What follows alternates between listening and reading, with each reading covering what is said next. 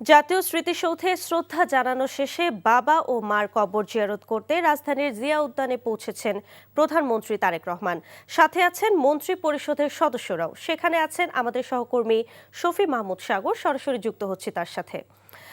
সাগর, ওখানকার সার্বিক পরিস্থিতি সম্পর্কে আমাদের জানাবেন। হ্যাঁ, আছি,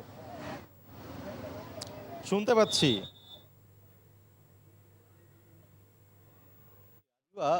11:55 প্রধানমন্ত্রী তারেক রহমান তিনি এই জিয়া উদ্যানে গেটে এসে পৌঁছান এবং আমরা দেখতে পেয়েছি যে অন্যান্য সময় যখন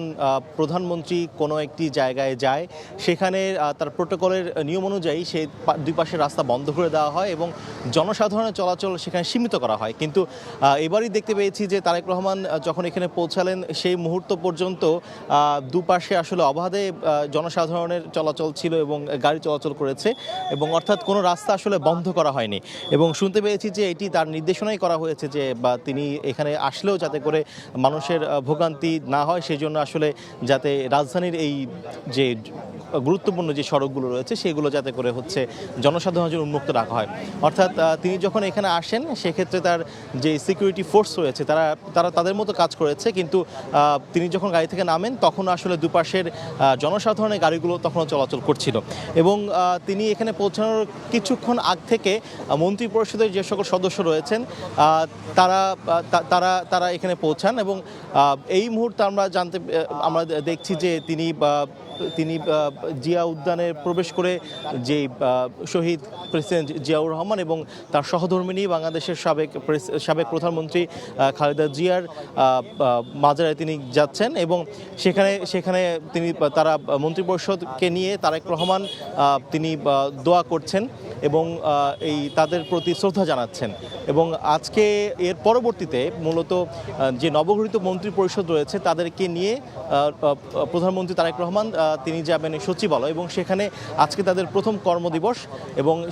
সেই জন্য সেই সচিবালয়ের যেই অফিসগুলো রয়েছে, যে মন্ত্রণালয়গুলো রয়েছে সেগুলোকে নতুনভাবে সাজানো হয়েছে। তাদের নামের ফলকগুলো সেখানে পরিবর্তন করা হয়েছে এবং নতুন যে মন্ত্রীরা প্রতিমন্ত্রীর দায়িত্ব নিয়েছেন তাদের নামের ফলকগুলো সেখানে বসানো হয়েছে। এবং কিছুক্ষণ আগে অর্থাৎ এই জিয়াউর রহমানের মাজার এবং বেগম খালেদা জিয়ার মাজারের যে কর্মসূচি রয়েছে তার আগে কিন্তু তারা জাতীয় স্মৃতিসৌধে জাতির শ্রেষ্ঠ সন্তানদের উদ্দেশ্যে সেখানে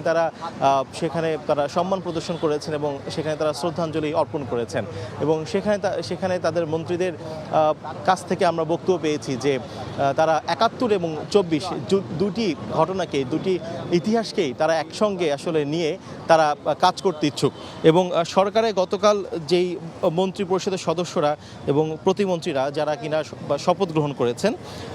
তারা কিন্তু আজকে নতুন করে দায়িত্ব নিয়েছে, তারা কিন্তু আজকে তাদের দায়িত্ব বুঝে নিয়েছেন এবং আজকে থেকে তারা নতুন করে তাদের যে সরকারের কার্যক্রম রয়েছে সেটি তারা পরিচালনা করার জন্য কিছুক্ষণ পরে অর্থাৎ এই মাজারের যে কর্মসূচি রয়েছে সেই কর্মসূচি শেষ করে তারা যাবেন সচিবালয় এবং আজকে সচিবালয়ে যাওয়ার পরে তাদের সেই কর্মদিবসটি শুরু করার পরে তারা কিন্তু একটি মন্ত্রিসভার যে আলোচনা রয়েছে সেটি তারা করবেন এবং সেই মন্ত্রিসভার সভাপতিত্ব করবেন প্রধানমন্ত্রী তারেক রহমান এবং সেই সভায় মূলত আজকের যে নতুন মন্ত্রিসভা যারা দায়িত্ব বুঝে পেয়েছেন তাদের সঙ্গে আসলে প্রথম বলা যায় যে একটি আনুষ্ঠানিক মিটিং হচ্ছে। সেই মিটিংটি তারা আজকে করবেন এবং এরপর থেকে আসলে আগামী 5 বছরের জন্য যে নতুন সরকারি দায়িত্ব গ্রহণ করেছেন তাদের কাজ আনুষ্ঠানিকভাবে শুরু হতে যাচ্ছে। এবং এই মুহূর্তে আমরা জানতে পেরেছি যে শহীদ প্রেসিডেন্ট জিয়াউর রহমান এবং তার সহধর্মিণী বর্তমান প্রধানমন্ত্রী তারেক রহমানের মাতা বেগম খালেদা জিয়ার যে সমাধি রয়েছে সেখানে তারা দোয়া শেষ করেছেন এবং দোয়ার পর তারা কিছুক্ষণের মধ্যেই হয়তো বা বের হয়ে আসবেন এবং বের হয়ে তাদের পরবর্তী যেই আজকে কর্মসূচি রয়েছে অর্থাৎ সচিবালয়ে যে নিজেদের মন্ত্রণালয়ের দায়িত্ব বুঝে নেওয়া সেটা করবেন। জানছিলাম জিয়া উদ্যান থেকে সর্বশেষ খবর।